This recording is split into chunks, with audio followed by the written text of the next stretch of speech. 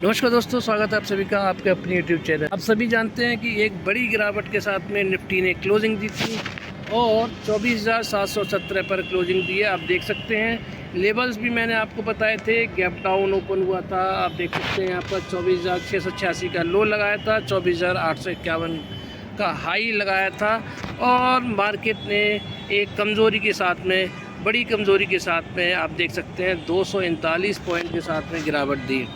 और इस तब से लेके अब तक, फ्राइडे से लेके अब तक पूरे के पूरे नेगेटिव सेंटीमेंट बने हुए हैं। और वो नेगेटिव सेंटीमेंट किसकी वजह से हैं? वो हैं इजराइल और ईरान की वजह से। जी हाँ दोस्तों, इजराइल और ईरान का जो अभी टेंशन चल रहा है उसकी वजह से पूरे वर्ल्ड पर ख़तरा बना हुआ है। क्योंकि जो हिजबुल्लाह का जो कमांडर मारा गया है, जो आपने देखा, जो आजकल हॉट न्यूज़ में चल रहा है, आप न्यूज़ में भी देखेंगे तो उसकी वजह से ईरान पूरी तरह से भड़का हुआ है। ईरान पूरी तरह से भड़का हुआ है इजराइल से, तो धमकियां भी दे रहा है इजराइल को कि वो तो क्या है, मिडिल ईस्ट और अमेरिका का तो दोनों तरफ से रोटियां सेकता है। क्योंकि अमेरिका उधर लड़ाई भी वही करवाता है और शांति भी वही करवाता है, क्योंकि उसको अपने हथियार बेचने होते हैं। यही रीज़न है जिसकी वजह से टेंशन बनी हुई है। तो जब तक ये 8 से लेके 12 अगस्त तक माहौल शांत नहीं होता है, तब तक मार्केट में थोड़ा सा चुपचाप बैठने की ज़रूरत है।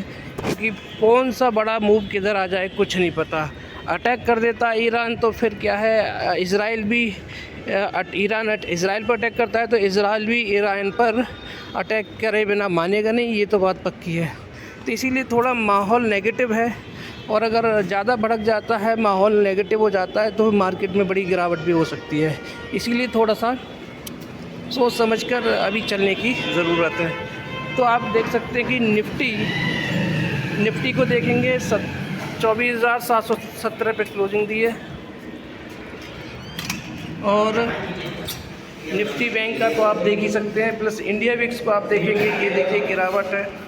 डाउ जोन्स में भी बड़ी गिरावट है और नैस्डैक में देखेंगे तो यहाँ पर भी बड़ी गिरावट है। तो पूरी तरह से नेगेटिव संकेत बने हुए हैं। और अगर आप देखेंगे कि जो गिफ्ट निफ्टी है, गिफ्ट निफ्टी भी वही इंडेक्स जहाँ पर निफ्टी इंडेक्स जहाँ पर ट्रेड कर रहा है, वहीं पर निफ्टी फ्यूचर्स भी ट्रेड कर रहे हैं और निफ्टी इंडेक्स तीनों एक जगह ट्रेड कर रहे हैं।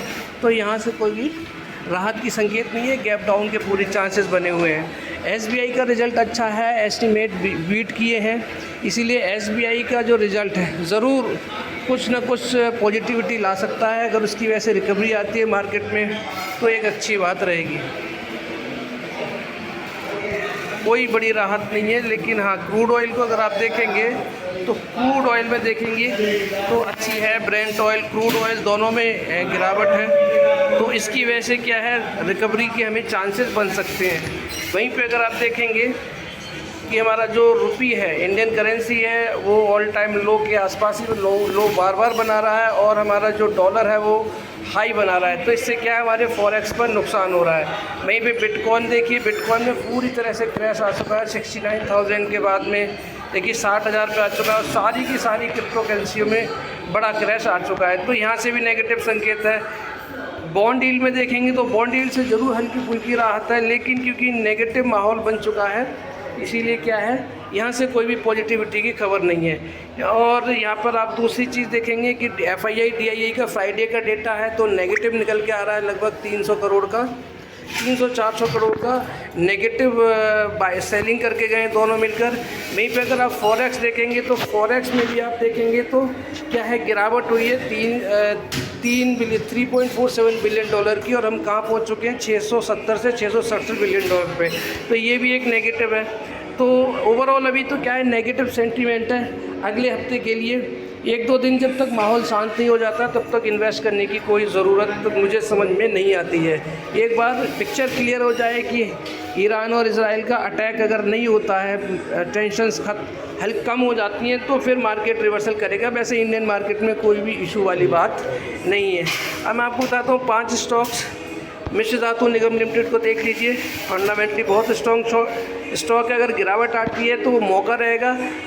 स्टॉक बहुत ज़्यादा देखिए कंसोलिडेशन कर रहा है। कंसोलिडेशन के बाद में जब भी रिकवरी लेगा ये 500 750 तक के जाने के इसके पोटेंशियल है। ऊपर के बैंड लेवल पे आप देख सकते हो, ऊपर के लेवल पे अभी सस्टेन कर रहा है। जो इसके रेजिस्टेंस है उनके आसपास ही है, और ये 500 के ऊपर जब सस्टेन करना शुरू करेगा तो एक नया 547 का हाई तोड़ के नया हाई बना सकता है। टाटा पावर को देखेंगे, नया हाई लगाने के बाद, नया लाइफ टाइम हाई लगाने के बाद देखेंगे तो आप कितना मात्र 11 रुपये दूर है अपने लाइफ टाइम हाई से, क्योंकि 471 का इसका हाई है।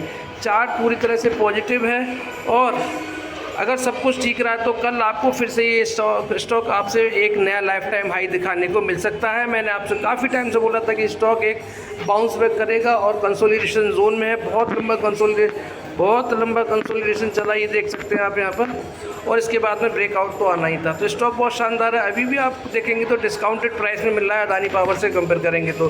IRFC का तो कुछ कहना ही नहीं है देखिए, क्योंकि रेलवे स्टॉक है और इसका फ्यूचर बहुत ज़बरदस्त है। इंडियन रेलवे को पूरा फंड सप्लाई करता है, तो अभी जहाँ भी मिल रहा है आपको अच्छे प्राइस पे मिल रहा है, और 40-60 वाले फार्मूले से ख़रीदारी करके जा सकते हैं। वहीं पे RBL बैंक में ऑलरेडी गिरावट है, तो ये एक मौका है। 226, 216 और 220 के आसपास मिल जाता है तो एक बहुत बड़ा चांस रहेगा।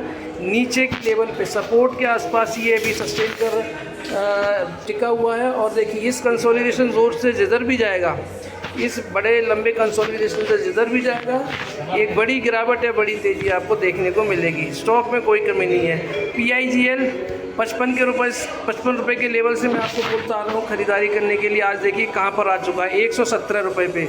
मार्केट में गिरावट हो रही है लेकिन ये पॉजिटिव है। आप इसका चार्ट देखिए, पूरी तरह से पॉजिटिव है। तो ये एनर्जी सेक्टर का स्टॉक है, और आप देख सकते हैं क्या शानदार इसकी बिल्डिंग खड़ी हुई है इसकी, यानी कि पूरा 100% बुलिश हो चुका है। तो ये 5 स्टॉक है, इन पर नज़र बनाए रखिए।